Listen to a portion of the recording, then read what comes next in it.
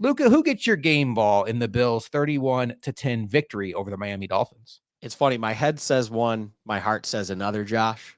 And it's like I probably should go with my head on this one. I really should. It makes a lot of sense. I mean, Jamarcus Ingram is the game ball guy. Like Jamarcus Ingram had a phenomenal game, and my head tells me that he should be the first name when it comes to the game ball situation. I mean, the pick six alone was great.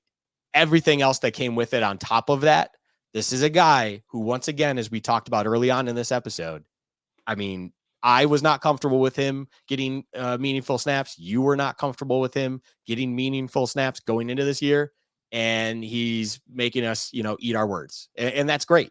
Like, that's fine. We are happy to be proven wrong in this situation. Oh, yeah. Absolutely. And against what will probably be one of the toughest matchups he will see all year, he handled himself phenomenally.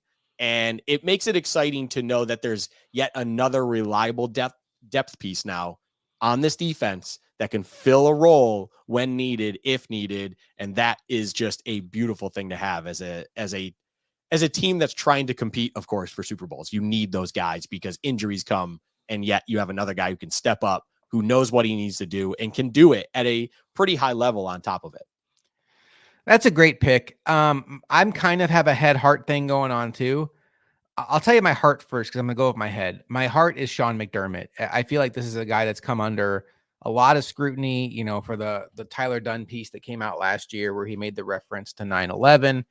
The story came out and, a guy that has struggled in playoffs to shut down good offenses. People seem to ignore the fact that really only the Bengals defense has had success against good offenses. Like the Eagles and the Niners get run over by the Chiefs, but somehow Sean McDermott is expected to shut them down. But I know he's had his miscues in the playoffs.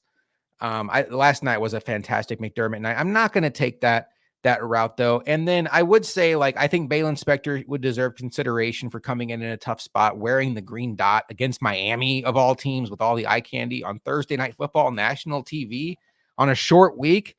I mean, that's no easy task. I almost talked myself into Balen Spector just now.